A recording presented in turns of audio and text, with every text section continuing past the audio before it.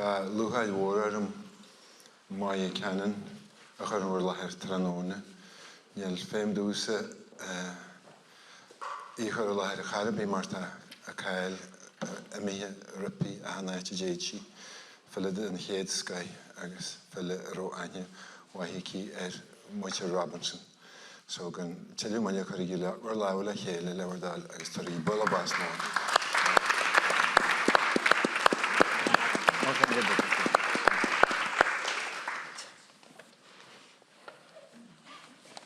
Gurmila Maigad Lillis, nach Eintach and Lai Shaw. Isn't this just incredible this day? Agus Gur Maigad Nessa, Agus Frank, Agus Jane, Agus Achantanya Ella, Achari. Maybe just you know, when you think of the, it's like an extended roundstone conversations. You know, they say when you throw a pebble in, the rings sort of extend and extend and extend. And I feel this is just one of those wonderful roundstone conversations extended ad infinitum.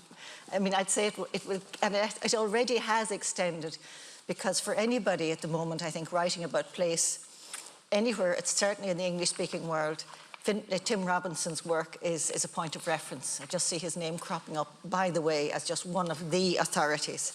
And we were so privileged to have him here in this part of the world. And I feel I was so privileged to have come across his work early, and then to have got to know him. I first came across, I'd spent time in Inisheer when I was in the late 70s, early 80s, and came across that magnificent map. And I said, I so much enjoyed the last session. Unfortunately, I missed the first one. But when Nicola was talking about the two-dimensional, we think of a plane, but nothing could be less two-dimensional than, although the map was actually two-dimensional, no contour lines, nothing. But it's so three-dimensional, multi-dimensional, all his map and all his oeuvre, looking at a place from so many angles, and in fact, constructing a place for us.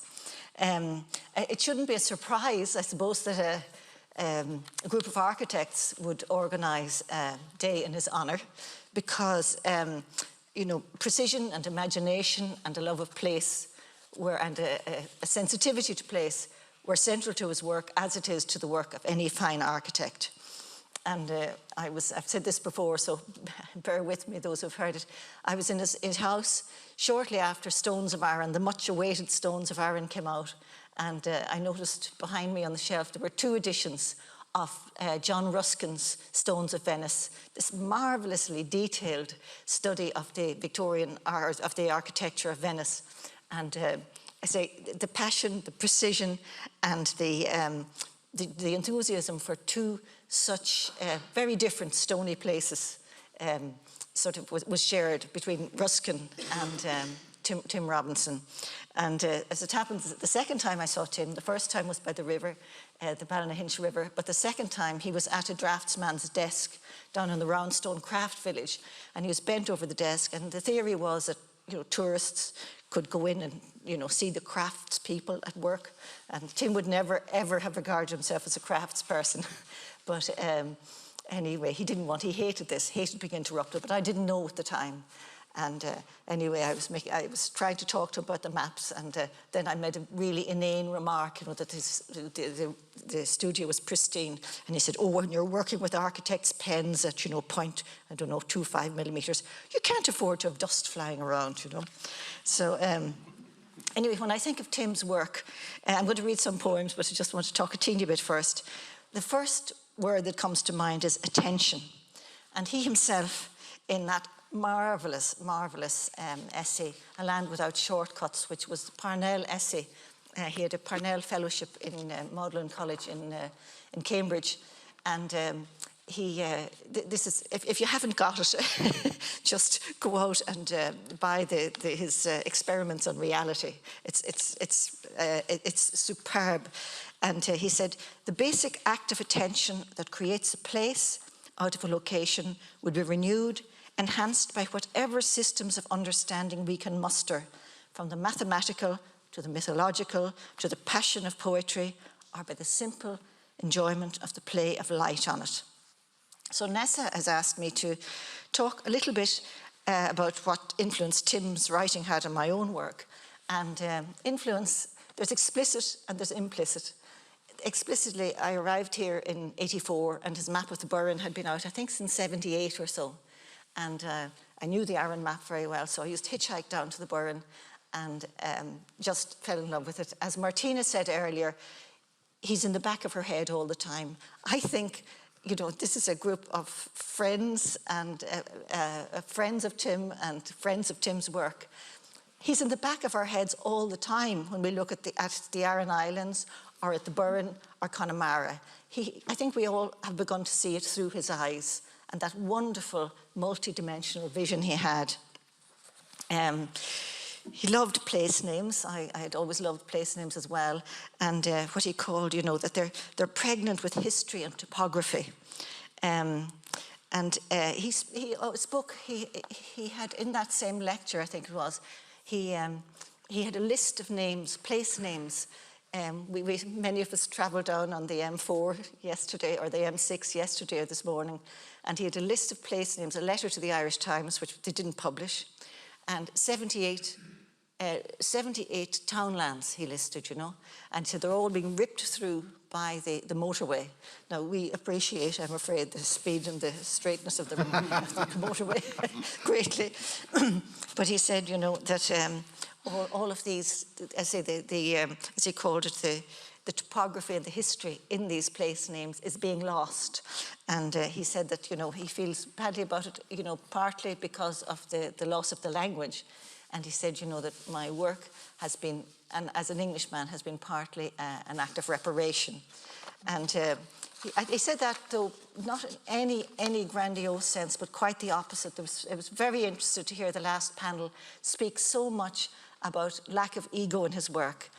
And Nicola read a little bit from his magnificent essay. Again, it's not as well known as some of his other work. It's in Tales and Imaginings, that collection of essays, Orion the Hunter, which he wrote and dedicated to his wonderful friend, John Moriarty, who lived down here as well in Tumbiola.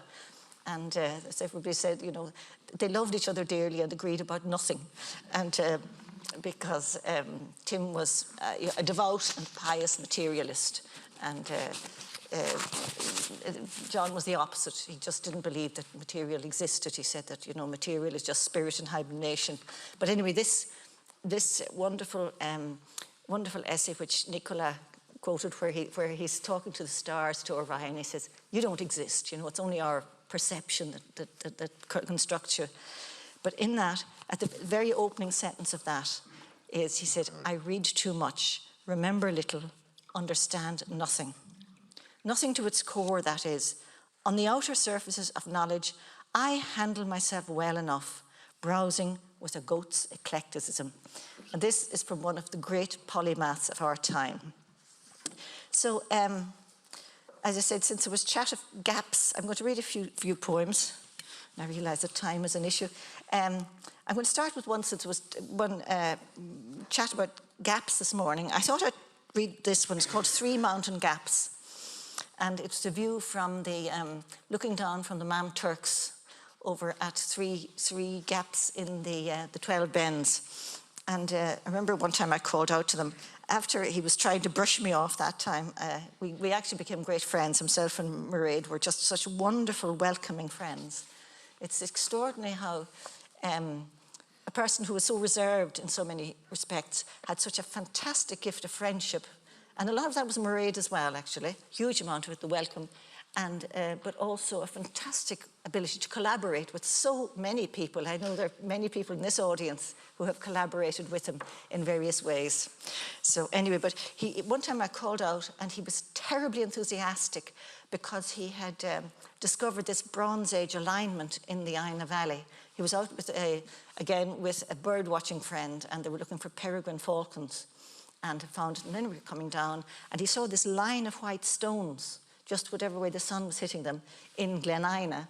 And he was terribly excited, realised this hadn't been on any map at all. And he was thrilled to find this. And he looked at it, he didn't think it was facing anything in particular apart from the horseshoe. And then it was Michael Gibbons, who's here somewhere, pointed out to them that, in fact, at midwinter, it was pointing, it was faced directly into a call in the valley. And so at midwinter, so it was obviously, in one sense, a calendar. But Tim said, you know, any point on the line of vision, on that line of vision sort of pointing directly at the call, would have worked perfectly well as a calendar. Why did they pick this place? It was on a little ridge, a little moraine, you know, and he said it was aesthetically pleasing. And he was saying those Bronze Age people, you know, they had a very fine aesthetic sense. And I don't know if Michael will agree with me. He's not very agreeable all the time. He quarrels a lot, actually. He's a wonderful gadfly. But I thought so many archaeological and monastic sites, you know, well, say archaeological sites, they weren't just here for the fishing. This place is stunningly beautiful. And so he was remarking on this, just about the aesthetics of it. And he said, you know, our aesthetic eye is very old. And then he was saying, you know, he was looking around at the potato ridge. There's only one farm left, the Bodkins, he said. And he said he was looking at the potato ridges, you know, which linked us back to the little farms which were abandoned after the famine because people had just been forced onto marginal sort of land that wasn't workable at all, really. And then he said, but, then he said, you know, he was looking at the sun, and he started to look, as only Tim did, from so many angles. He said he was looking at it, at the valley, from the point of view of the Bronze Age people who were there, from the point of view of the peregrine that was flying around, and then from the point of view of the sun that was looking down. He said, you know, and the sun, it sees the earth. It's always bright. It never sees the dark side of the earth. So anyway, sometimes subsequently, his bit of writing is much better than mine. But subsequently, I just happened to be up on the Mam Turks, and I was looking down and could see three gaps three very beautiful gaps. And exactly as Martina says, he's in our head all the time. Would I have seen those gaps in the same way had I not been informed by his enthusiasm and his perceptions, his complex perceptions? This is a very short poem with a very long introduction. Sorry about that. So 3 mountain gaps. The crooked gap, high on the shoulder of Derry Clare, across it a rapier of pink light. The V-shaped gap at the end of Glenina, through which at winter solstice the sun sets, now a little off-centre, to brighten an alignment of white stones, a bog-abandoned calendar. The glacier-rounded gap beside Loch Achoige, where earlier, as we clambered up the slope, a heron, soft-winged pterodactyl shadow, passed over our heads through its upside-down triumphal arch. I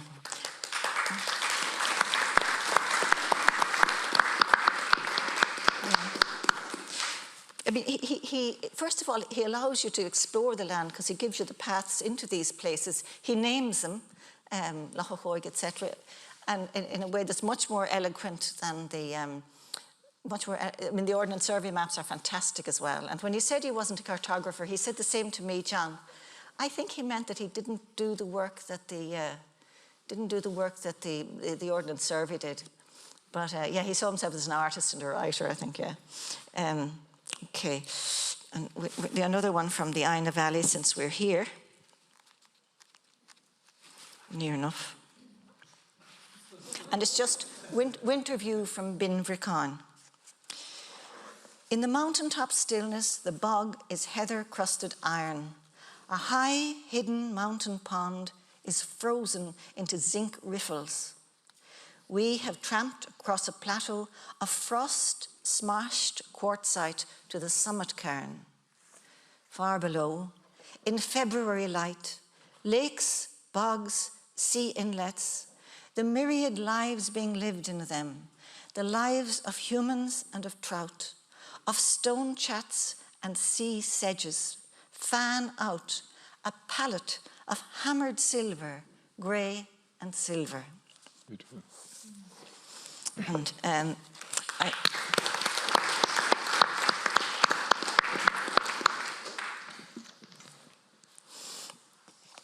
yeah, I was thinking as well when I think something I think might have been Martina was saying again. Such a marvelous talk earlier. Gosh, fossil fossil sound waves, you know. There's a phrase came to me, you know, the Irish phrase, Neuroin Arian Arge Air. You know, it's why he managed to elicit so many stories from people that he, as I say, he arrived on an old bike, and people would have, particularly I think in the west of Ireland, are so used to Nadine Uishla coming, and he didn't play that card, I don't think at all. Okay, one time I called out and he was terribly excited because he discovered something about the coccosphere, and this is a tiny, tiny, tiny organism which lives in the sea. It's an algae, and it's minute. It's so minute you can't even see it with a microscope. And it encloses a little thing called the coccolithophore. And even though it's minute, there are huge blooms of it in the sea, and it can be seen so big they can be seen from space. And he was terribly excited about this. And again, this sense of somebody's talking here about the individual thing, which he was fascinated. First of all, the micro and the macro, which intrigued him all the time, but also the individual, because each of these little coccospheres was quite different. They were different designs. I mean, just this astonishing kind of architecture. And you say, well, why is that? I mean, why does nature do this? So consider the coccosphere. This is for Tim and Mairead Robinson. Consider the coccosphere, which you will never see, not because it lives in the ocean, but because it is so tiny that light is too crude a medium to relay to us the absurdly beautiful structure of the plate armor which this alga creates for itself. Paired porcelain cartwheels interlock to form the sphere which encloses this minute life form. It drifts around just under the skin of the sea in blooms so large they may be seen from space. You will never see the coccosphere or the coccolithophore which it protects. Electrons are needed to divine the form of each individual design, a beauty gratuitous as the outer roofs of cathedrals or mosques, painstakingly decorated for the eyes of steeplejacks and of gods.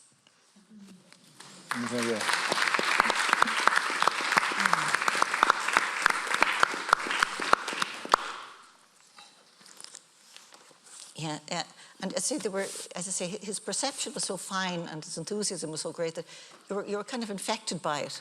And this little one I wrote after I'd been to visit them. I'd called into them for a cup of tea or something, and then I went on. It was a lovely summer's day. I decided I'd walk down to the end of Dog's Bay with the headland down there. And it was low tide, and it was one of those beautiful summer days, and it's called eavesdropping. You're alerted yourself because his alertness and his perception is infectious. Late at low tide, one June evening, at the tip of a green promontory that brimmed with lark song and plover cry, on a slab of damp granite encrusted with limpets and barnacles, I laid my head down in that rough company and heard whispers of 1,000,000 barnacles, the grumbling of 100 limpets, and behind them the shushing of the world's one gold-struck Mercury sea. I was brought up near the sea in Donegal. I'd seen plenty of limpets and plenty of barnacles. I didn't realise they made a noise, but they do. If you lie back, you can hear them chatting away to one another. As the tide goes out, you know, they make a noise, which I hadn't realised. Burial Ardèche, this was one they liked, so I think I'll read it. I read it one time at the Rhinestone Conversations. And these are very short poems. Burial Ardèche, 20,000 BC. John and I visited this beautiful valley in France, which is the Ardèche. And it was mentioned, all sorts of people, you know, used to turn up at Tim's door. One day, John Berger, the art historian, turned up just out of the blue as well. And they corresponded for some time. But John has a fantastic essay about the Chauvet Caves and the Ardèche Valley. So we visited it and went into a little museum there. Can you hear me up there? Yeah. And anyway, I was very moved by a number of things there, actually. But one was the burial. They'd found this little boy. He was 5 years old, and he'd been buried, belonged to 20,000 years ago. And, you know, had all of these grave goods, you know, the usual little weapons and things. But they also, somebody had put a fox's tail under his head, which I thought just the evidence of tenderness that so long ago, not 2,000 years ago, 20,000 years ago. You just wonder, how deep is our humanity, you know? So, burial Ardèche, 20,000 BC. No bear or lion ever raked him up. The 5-year-old child, victim of illness, accident, or sacrifice, buried in a cave floor high above a white-walled roaring gorge, shortly after the ice sheets had retreated. Someone sprinkled his grave with red ochre. Someone tied a seashell around his neck. Someone placed a few flint blades by his side. And under his head, someone laid the dried tail of a fox, perhaps a white fox.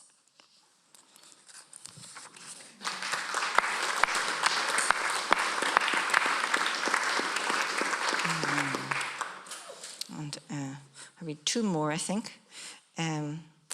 One is the ring forts, maybe. I want to read that. No, I'm going to read a Burren one, a little short Burren one.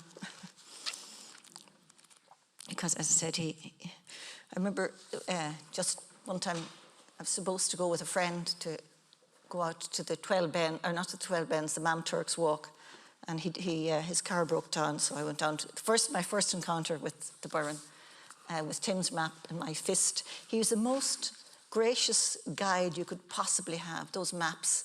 You feel you're being let into secrets all the time. Somebody said the sense of mystery. Wonderful. So, yeah, thirst in the Burren. No ground or floor is as kind to the human step as the rain-cut flags of these white hills. Porous as skin, limestone resounds sea-deep, time-deep.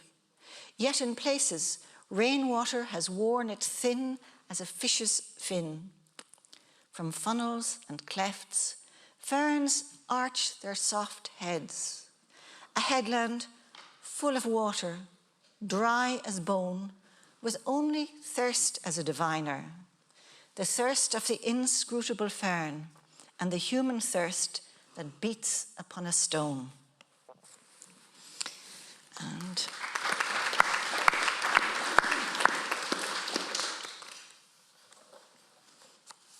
I'll finish with a very short little poem. As I said, I was brought up by the sea, and we used to spend a lot of time on the beach in North Donegal.